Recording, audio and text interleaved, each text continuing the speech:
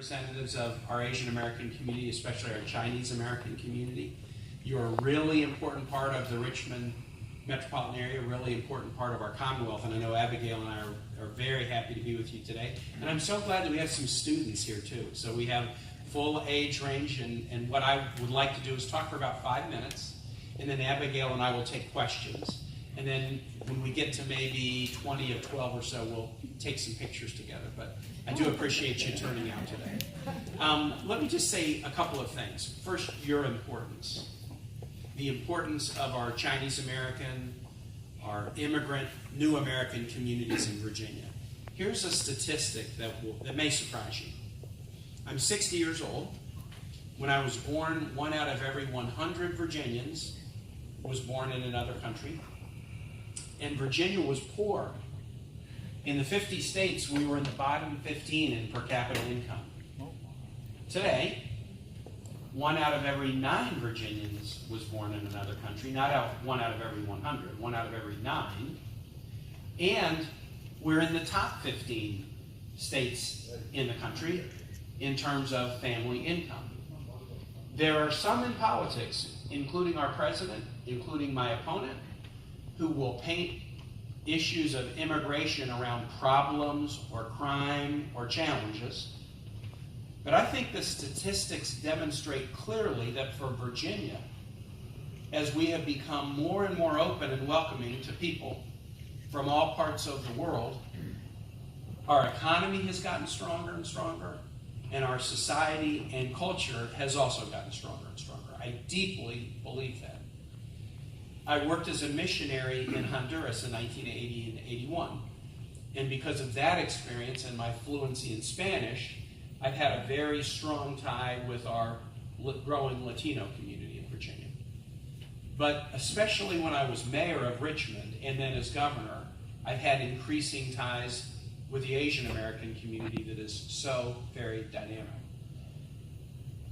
Alice Tong on my staff, who's my political director of my campaign, some of you know Alice, she helped set up a discussion about 2 months ago in Newport News, and it was on a Sunday afternoon Chinese American discussion. We had 250 or 300 people there. It was amazing to me. We've done a similar discussion in Northern Virginia, and now we're doing it here. But obviously, it's not just the Chinese American community. I'm going to leave here and go to the Festival of India at the convention. This is who Virginia is these days. And it makes some people nervous.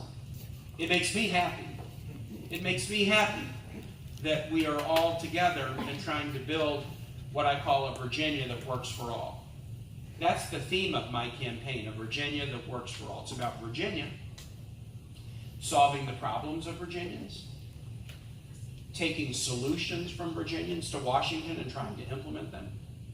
It's about work, and I'm sure we'll talk about the economy, whether it's how to best grow jobs, how to best train students and workforce, how to have an immigration reform bill that will protect and grow the workforce in Virginia and nationally.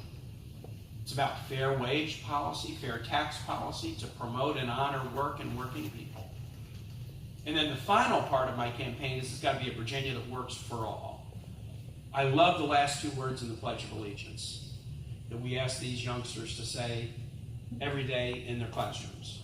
Liberty and justice for all. Not for some, not for a few. Some leaders even make it about just for me. Just make it just for me. No. We believe in this country that if it's not working for all, it's not working. If it's not working for all, those of us who do this job have more work to do. And I think in some ways, in some powerful ways, what's at stake on November 6th is whether we send the message that we're still a for-all nation or not. I think we are. I think that's who Virginia is. My race isn't really about Tim versus Corey, and Abigail's race isn't really Abigail versus Dave. I think there are bigger issues that are at stake right now. And that is, do we have a Virginia that is committed to our original idea of equality? Do we have a Virginia that is for lovers, not haters? Do we have a Virginia that's a commonwealth, meaning a community do we really believe in those last two words in the Pledge of Allegiance, that we have to have a Commonwealth that's for all? And the last thing I'll say is this: thank you for your help.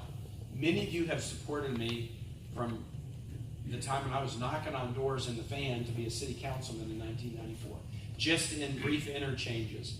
There are people in this room who have sat with me at parent-teacher conferences. There are people in this room who have come up to me and asked me in earlier life when I was a governor if I could help with an immigration issue or something. There are people in the room who I've appointed to boards and commissions. I have been really blessed to have had the support of Virginians for now 24 years. I'm not undefeated in elections anymore, but I've never lost the Virginia vote.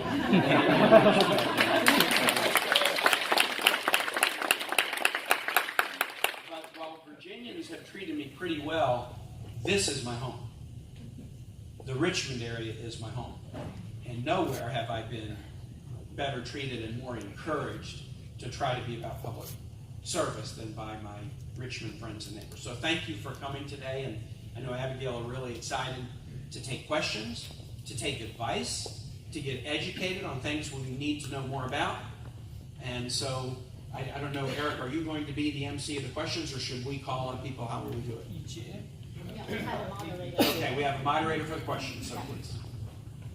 I would also add this: when we're looking at, the impact of elections and the impact of this election, I think we need to make sure that we're prioritizing electing people who want to have deep conversations about the legislation that they're moving forward. And the fact that we have a Congress that said, here's a bill, it's 800 pages, go ahead and vote on it without any sort of meaningful debate is wrong. Particularly given the example of the last time we had meaningful tax reform, it took almost 2 years of committee meetings and discussions about what would be best for the economy, what would be best for individuals, what would be the tax policy that we as a country wanted to pursue. And for me, when I am in a position of ultimately being a legislator and representing the 7th District, I want to have those hard conversations. I want to make sure that Congress and every colleague I have is working with the goal of making an informed decision, and that we are putting middle class and working families and the idea of growth and energy into our economy, that those are the priorities, and that's where we're focusing our attention and working to move out from that central goal. Thank you for the answer. So the next question actually is connected to the previous one, because if we are not saving the money and all distributed to the super rich, which is already full of, because for the past 20 years, our income, normal people, middle class people, didn't really receive true income increase. Most of the increase all went to super rich. So the next question is a little bit global in scope. It's about the environment. The Trump administration has decided to withdraw from the Paris Climate Agreement that President Obama signed in 2016. Now, 16 states, including Virginia and Puerto Rico, have formed the United States Climate Alliance to lead efforts to address climate change. And Senator Abigail Spanger, do you think it's important that the United States as a nation should get back on track to combat climate change? If the answer is yes, could you tell us some of your plans in achieving this? My answer is yes. I think it's incredibly important that Virginia and the United States overall get back on track in addressing environmental issues. Environmental issues are health issues with increasing rates of asthma. They are economic issues. Virginia is such a strong state for tourism because of our beautiful waterways and our mountains. It's an environmental issue and an agricultural area. Across the 7th District, we have farmers who rely on the health of their soil and the clean water that feeds the plants and animals that are grazing in their fields. And so overall, it's incredibly important that we deal with this issue. It's also a national security issue. The United States military has identified that global climate change is is an important issue. And I think the way that we address it is, first we need a critical mass of legislators who recognize that global climate change is a problem and that environmental issues should be a priority, whether it's because we are looking at them as healthcare issues, environmental issues, agricultural issues, national security issues, or economic issues. We have to prioritize this. And so my focus would be on incentivizing and nurturing our renewable energy industries, because it's about creating jobs. It's also about making sure that we have reductions in pollution in our air, and recognizing that growing industries in the renewable field is incredibly beneficial to our community. I also you mentioned the Paris Accords, and I also think that it's worth noting that our desire as a country to pull out of that accord was detrimental to our position in the world. It is an example of a time where we've stepped away from an agreement that we entered into with other nations throughout the world, and I think that it is detrimental to the trust that other countries have in the United States when we so flagrantly walk away from really hard discussions that many diplomats and many individuals took the time to enter into.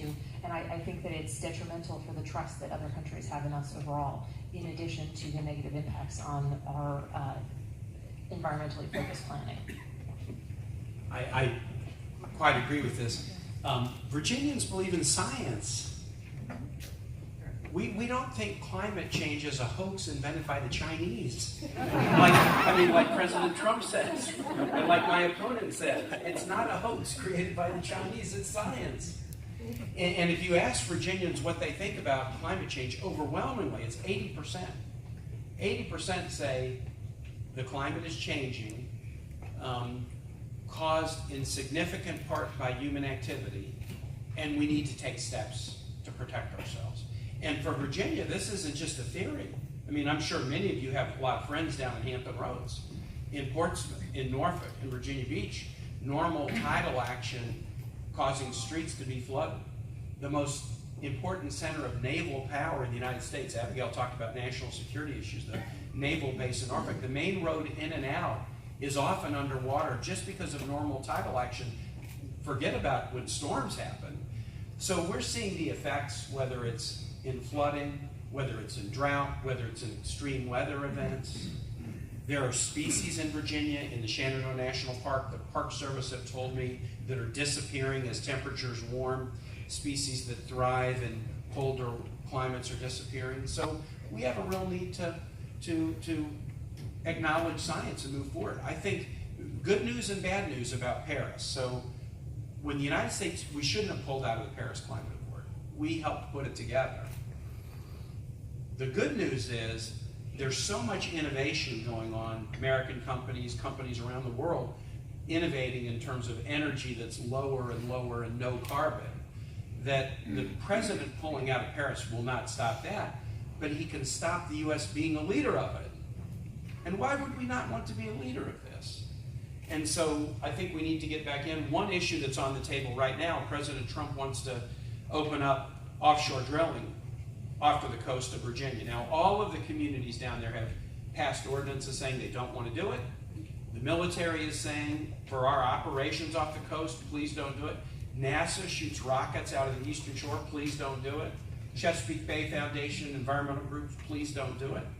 I think there's a strong consensus in Virginia that we should not do that, but President Trump is proposing to do it. And I'll do all I can to make sure that we respect the wishes of Virginians rather than let him open up our coast to offshore drilling. Thank you. I think President Trump likes to say, make America great again. America is already a great country. It's time to make America green again. That's good. Can I pretend I thought of that?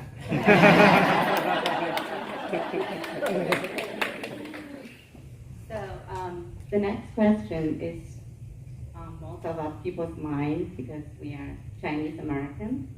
So it's about the trade war. The United States, China, each other's largest trading partner. As Chinese Americans, we value and benefit from strong U.S.-China relations. Of course, recent months, we have been very concerned over the trade war. Its continual escalation can have disastrous consequences for both countries. Senator and Mrs. Steinberger, what are your opinions on the trade war? Are there any better solutions to address trade disputes between those two countries? To start with, this is an area where I think President Trump has a positive instinct, but then he's just doing the wrong things. So positive instinct. We do have issues with China on trade. There are at least two that are significant. When American businesses are in China, theft of intellectual property from American businesses is a serious challenge, number one. And number two, Chinese industries often get supported by the state to produce products that they sell in the United States at very low prices, and then they undercut American manufacturing. The best example in Virginia is we have two tire plants, one in Salem and one in Danville, that produce car and truck tires. Chinese tire companies get a big subsidy from the Chinese government, then they sell their tires in the United States cheaper, and it threatens American jobs, including in Virginia. Twice, I have testified at the International Trade Court. It's called an anti-dumping case against these state-supported companies coming in and undercutting American companies. So we have some legitimate issues. China may say they have some legitimate issues against us. So that's fine, and President Trump saying we need to tackle it, I agree with him, but he's going about it the wrong way. In fact, I would argue that right now the only victims of President Trump's trade war are American farmers and American manufacturers and American consumers. I see Americans as being the primary victims. Why do I think he's going about it the wrong way? The same issues that we worry about with China, intellectual property and dumping, Canada has the same worry. Mexico has the same worry. Europe has the same worry. So the best way to deal with it would be for us to join arms with other countries that have the same concern, and then put appropriate pressure on China in the World Trade Organization, International Trade Court, filing dumping cases, doing things together as a group. And that is more likely, I think, to lead to Chinese modification or improvement of their practices. Instead, what did President Trump do? He used a national security waiver to impose tariffs against Canada. Canada has been our ally in every war since the War of 1812. The U.S.-Canada border is the longest undefended border in the world. I have been to Afghanistan as a member of the Armed Services Committee in Iraq and seen Canadian troops side by side with American troops. He has used the national security waiver to punish Europe. My son's in the Marine Corps. He was deployed on the border of Russia with European troops trying to protect us from Russian aggression. They're our allies. So when you start off and you use a national security waiver that was designed to punish an enemy, we've used national security waivers against Iran and Libya. We've never used a national security waiver against an ally. So the first thing the president did is he punishes allies, and then he says, okay, now I want to match up against China, and instead of matching up with all of our allies by our side, we're walking into it by ourselves. It makes no sense. And again, in Virginia, soybean farmers, chicken, poultry, apples, the manufacturing employees in the Volvo truck plant in Dublin, Virginia, the folks who are making Budweiser and aluminum cans in Williamsburg, they're getting really hurt by this, and I don't see an upside for us. So I think the right strategy is to step back, acknowledge there's some legitimate issues, but rebuild America's alliances. And then when we sit down across the table with China to have this discussion, we'll have a lot more power in terms of being able to try to find a better step forward.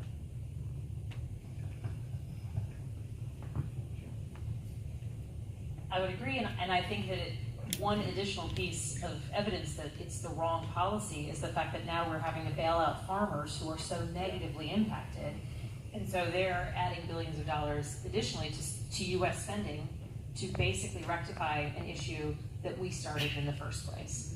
And I think it is wholly bad policy, and it's not achieving the goals that we would otherwise want to achieve through what would be better achieved through negotiations. Thank you. I think we came out of the Cold War with Soviet Union, now Russia, not long ago, we don't want to enter another Cold War with China. So the last question that we prepared, hopefully we end on a more upbeat note. The United States has become increasingly divided for the past 2 years. We agreed to send Kaine's statement that Americans are deeply afraid of the country's direction under Trump. But we are very encouraged that you have also said that the situation needs a hope injection. So we'd like to know whether you could elaborate on some of the directions you and Mrs. Stamberger want to lead us in your new term, and hopefully Ms. Stamberger's first term. Thank you. I told you all, I grew up in Henrico County. We moved back in 2014. I spent time overseas. I spent time on the West Coast. But we wanted to move back to Central Virginia as the place where we would raise our kids. I have three girls. They're not so small anymore. Because this is the community that I love. This is the community where I grew up, the community that gave me so much. But one of the things that we were concerned about when we were moving back is we had had all these incredible experiences and we lived in different places and our kids were exposed to so many different cultures and different languages and were learning another language. And we wondered, well, when we go back to Virginia, are we going to lose that vibrancy? But what happened during the 20 years that we were away was Virginia became more vibrant and more interesting and more exciting as a place to live. And it became more diverse and more interesting. And that, to me, is the strength of our community. It's why we've grown economically. It's why there's so much new construction and people continue to want to move here to Central Virginia, because there is so much going on. There are so many activities to participate in, people to meet, and people thinking and talking about so many interesting things. And we have a vibrant community, as the Senator said. We have this event this morning, and then we've got the festival later this afternoon. There's so much richness that has come to Virginia. And for me, as a Virginian, I couldn't be happier that our community continues to grow and continues to become enriched by people who choose to make this their home, whether they're moving from China or they're moving from Connecticut or Florida. And so my commitment to where we are going as a country is that, I believe in the vibrancy of this community, and I believe in the vibrancy of this country. We have always been a resilient, entrepreneurial place. We've been a place of great optimism where anything was possible. The whole notion of the American dream is that anything is possible in America. And my own personal driving force for optimism is my grandfather's story. My grandfather was a World War II veteran who moved back home to the U.S. Well, when he came back from the war, he met his wife, my grandmother. They got married, they had 4 children, and then my grandmother passed away very suddenly at 32 years old. And my grandfather was left a widower with 4 small children, and he got a job in a paint factory and worked a hard, difficult life. But my grandfather was always the most optimistic, excited person I've ever met. And he always saw that in every hard situation, every challenge, there was something to smile about and something to believe in. And the idea that tomorrow would always be better was a driving force. And I remember him always laughing and smiling and telling me, oh, you can do better, it'll be better. His excitement, his optimism, his belief in other people was always so strong. And despite unimaginable challenges that he faced, he lived his life every day with a certain joy. And I think that is the American way. And so we have, as a country, faced really difficult challenges and real questions about who we are, what we want to be, and how we view ourselves. And I come at this conversation with the optimism of my grandfather and a belief in the community that I know to be home, that I know is richer and brighter and stronger because of the people who are in it. And so I want to serve this community because I want to be a part of righting this ship and bringing all of those voices together and stopping the team sports of the back and forth, because at the end of the day, we may be on a spectrum of ideas and on a spectrum of hopes and thoughts for what's the right path, but we are all Americans and we have common values and we have common priorities, and we need people who are focused on finding that commonality, bringing us together, and clinging to that American sense of optimism that we will continue to be a vibrant, strong, incredible country, and it's only because of the people who make up our strong, vibrant country. Excellent. How about a round of applause for everybody?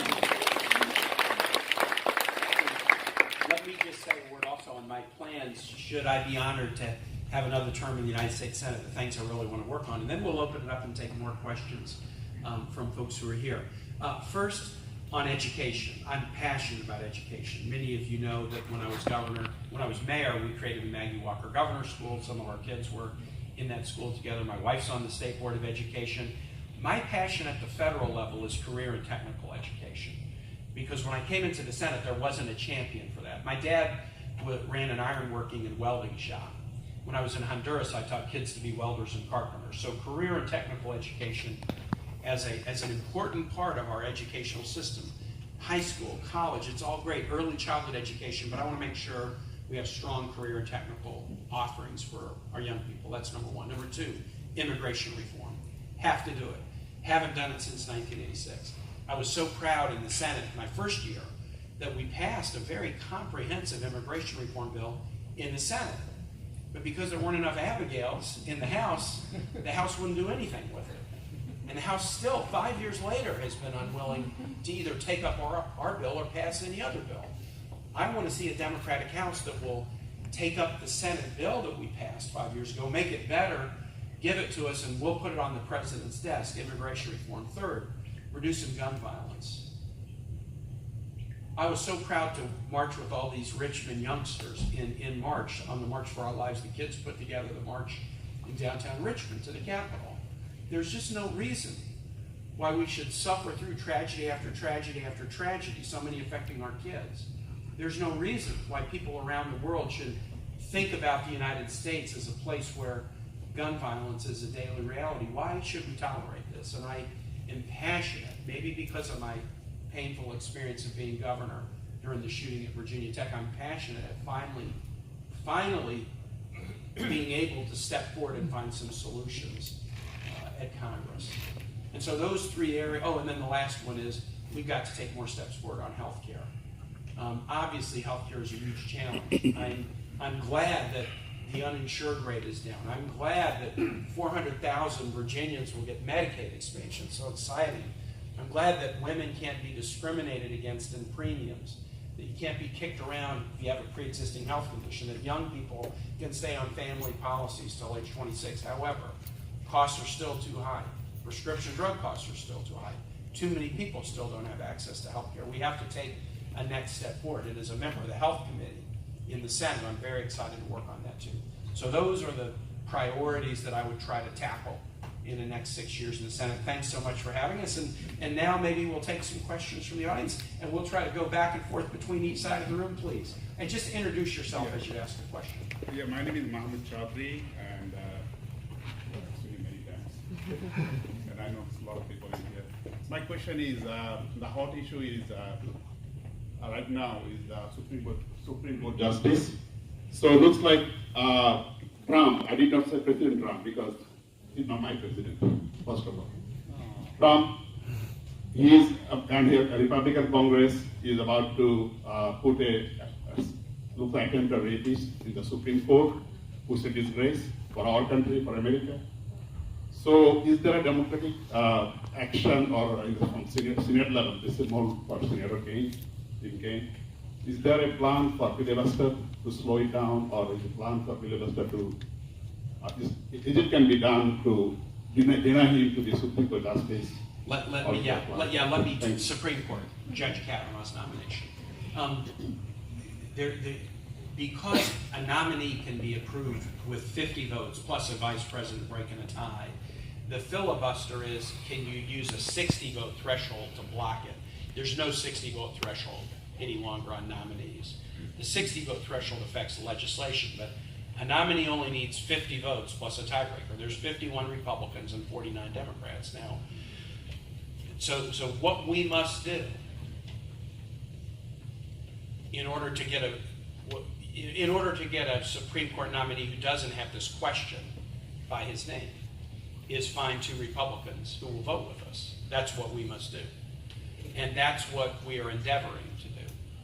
I received a very, very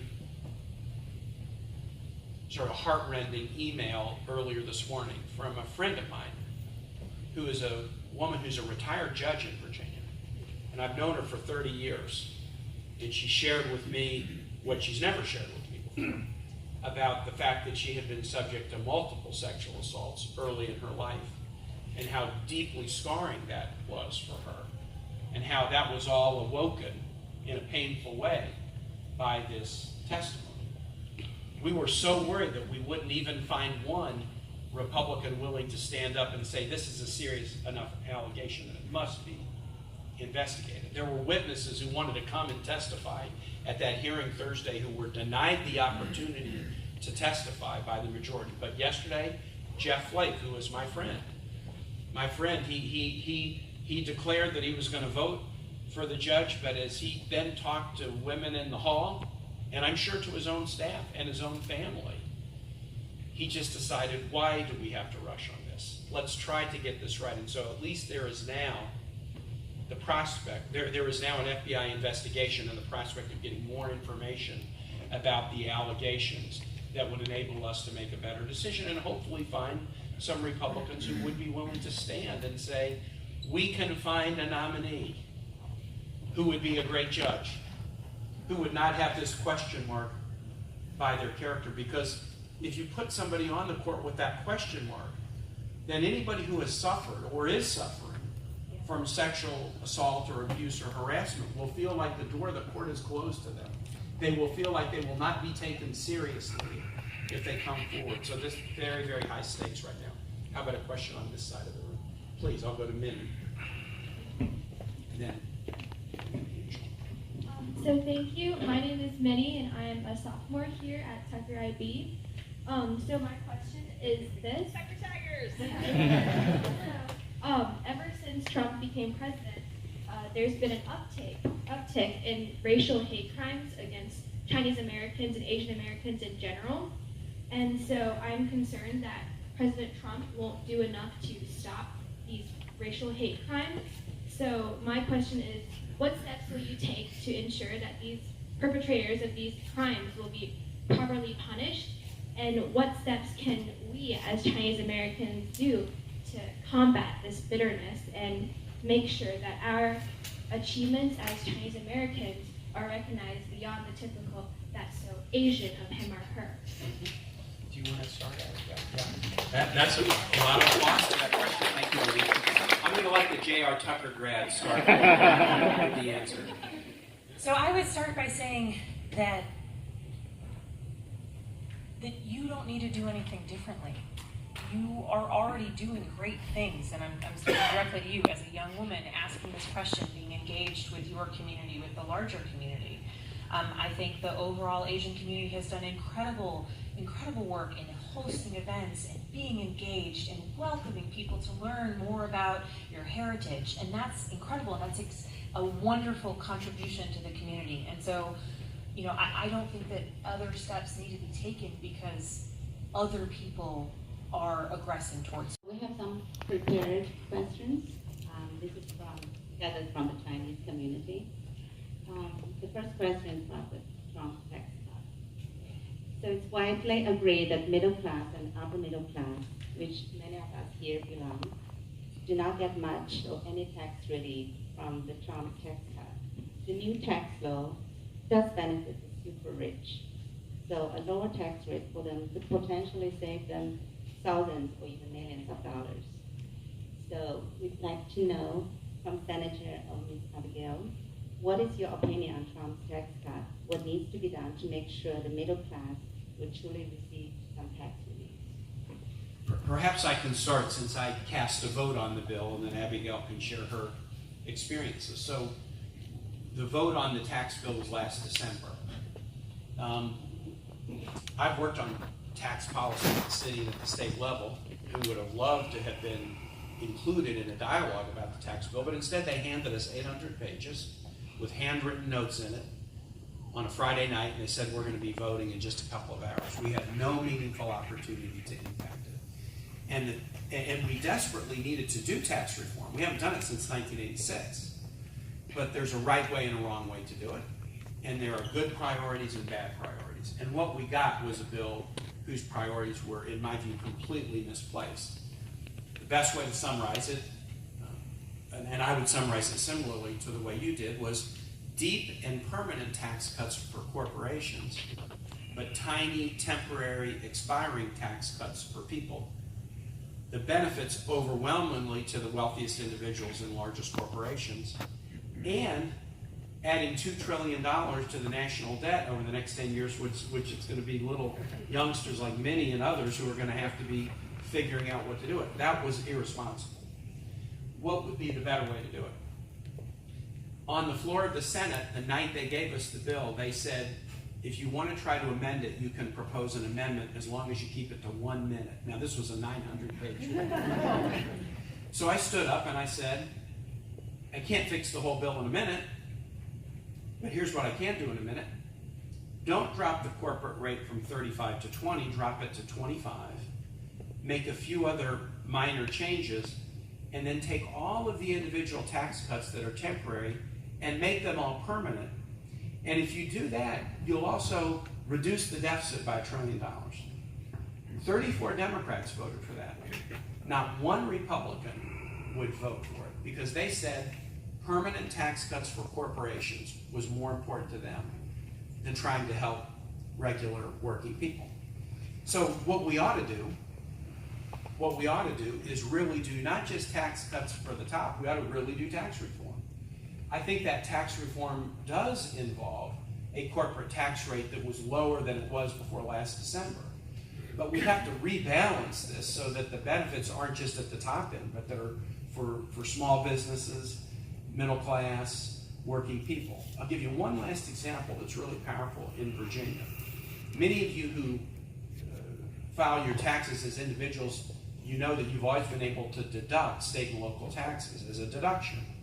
And since the beginning of the tax code, individuals and corporations could deduct state and local taxes. Now, for the first time, corporations can fully deduct state and local tax payments, but individuals are limited in what they can deduct. Why would we prefer corporations over families? So we need to rebalance it and focus on families and people, and not just corporations and the wealthy.